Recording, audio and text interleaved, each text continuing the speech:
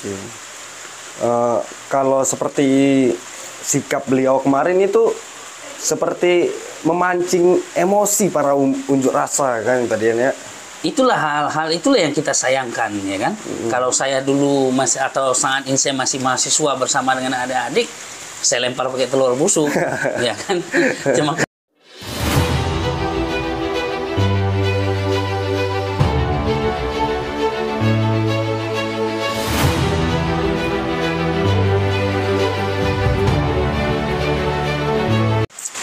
Baiklah, Assalamualaikum warahmatullahi wabarakatuh.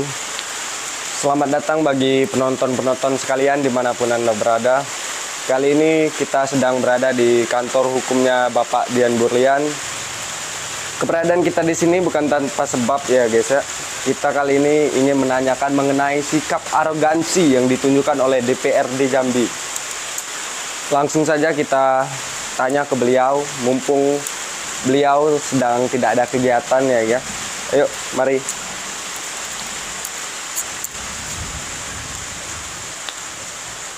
Misi Pak Dian, izin.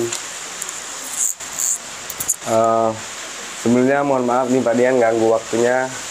Kami ingin menanyakan kepada Bapak mengenai sikap yang dianggap arogansi yang dilakukan oleh DPRD Jambi.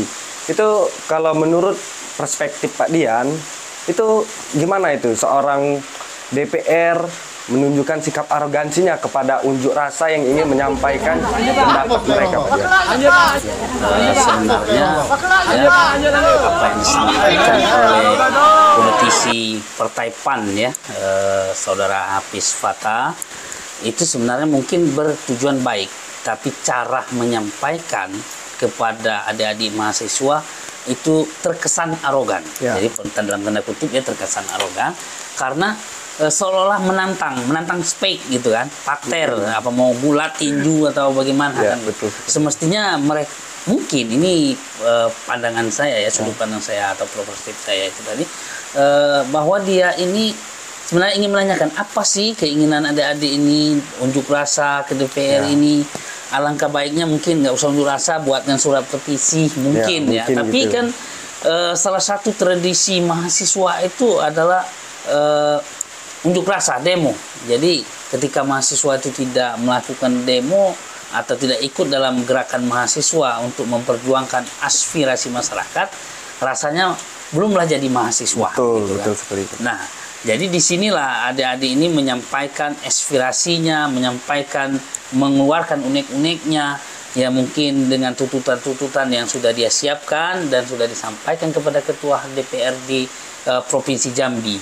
Jadi dengan status ketuanya itu saya rasa belum layak dan belum patut mengeluarkan kata-kata yang sedikit kasar gitu, walaupun mungkin niat dan tujuannya tidak seperti itu gitu. Okay. Kalau seperti sikap beliau kemarin itu seperti memancing emosi para unjuk rasa kan tadi ya. Itulah hal-hal itulah yang kita sayangkan ya kan.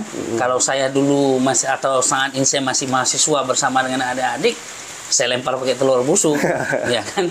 Cuma karena kita sudah melewati masanya adik-adik, jadi ya kebetulan adik-adik juga nggak seperti itu, ya kita apresiasi lah adik-adik walaupun mungkin sedikit emosi, sedikit marah dengan apa yang telah diucapkan oleh Ketua DPRD. Ya. Untung aja saya lihat itu ada Wakil Ketua DPR juga ya yang artinya sedikit menenangkan suasana. Nah, hal inilah yang memancing adik-adik mahasiswa tuh marah begitu kan.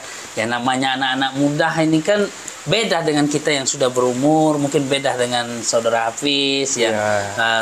Notabene sebagai politisi dari Partai PAN, ya, kemudian artinya sudah banyak makan asam garam dalam dunia politik. Ya, saya dengar dia juga pandai berbahasa Inggris, itu sah-sah saja. Ya. Kita ancungi, makanya kita pilih, ya kan? Kita pilih karena kita menganggap dia pandai. Tapi mohonlah jangan sampai kepandaian itu membodohi kita yang memilihnya, gitu. Jadi harapan kita begitu.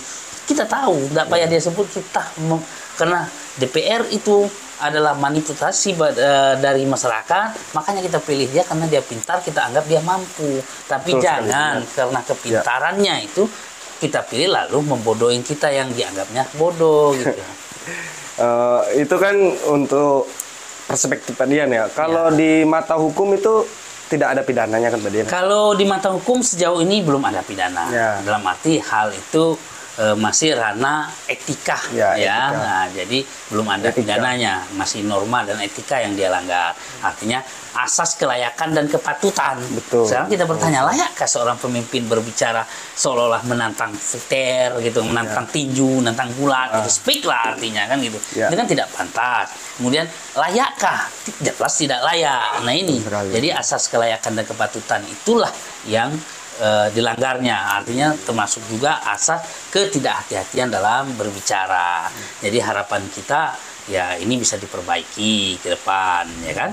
Ya kalau ingin, menurut saya ya, kalau ingin mendamaikan suasana, karena ini kan saya lihat viral nih di Ya, TikTok, di YouTube, di Instagram, ya kan, di Twitter, bahwa seolah apa mau kok kan begitu, seolah ayo apa yang diinginkan oleh adik-adik mahasiswa ini, mungkin speak, tinju, bulat dia layani. Seakan gitu pandangannya. Seolah-olah, tapi sebenarnya mungkin kalau menurut saya bukan itu sih sebenarnya.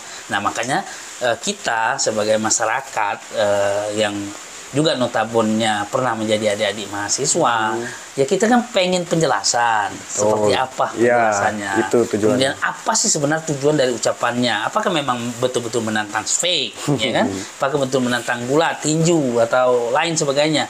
Atau yang ditanyakannya itu, kalau menurut saya itu apa sih maunya adik-adik ini sehingga demo ini kan kita tampung, ya kan?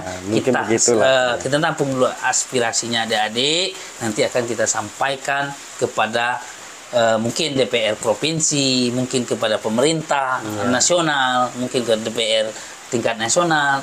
Jalur disalurkanlah sesuai dengan jalur yang telah ada kan begitu. Makanya ada di mahasiswa ini memberi petisi kepada DPR gitu kan.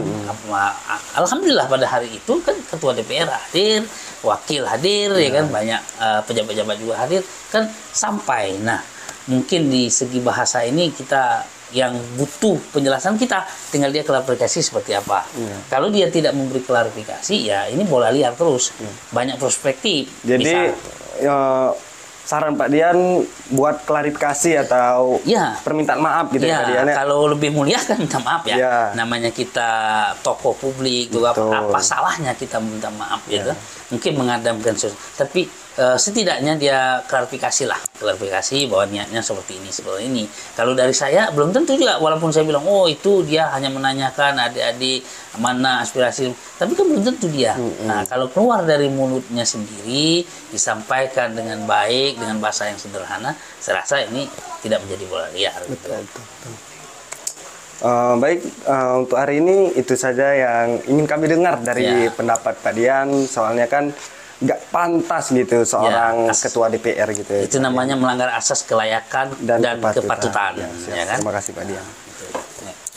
Kasih. Pamit Pak Dian. Yuk, mari.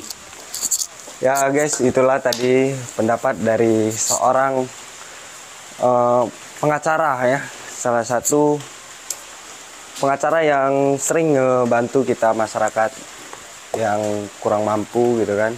Untuk masyarakat lainnya, jika Anda mengalami kesulitan di bidang hukum, bolehlah konsultasi ke beliau, mantap pokoknya. Nah, tadi Pak Dian juga sempat menyampaikan beberapa usulan biar bisa meredam amarah dan beredarnya video itu di masyarakat.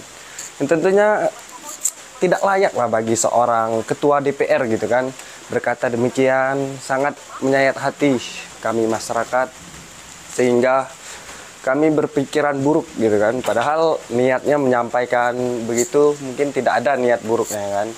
Cuman caranya menyampaikan saja. Baik, itu saja untuk video kita hari ini. See you the next time. Sampai jumpa di hari berikutnya.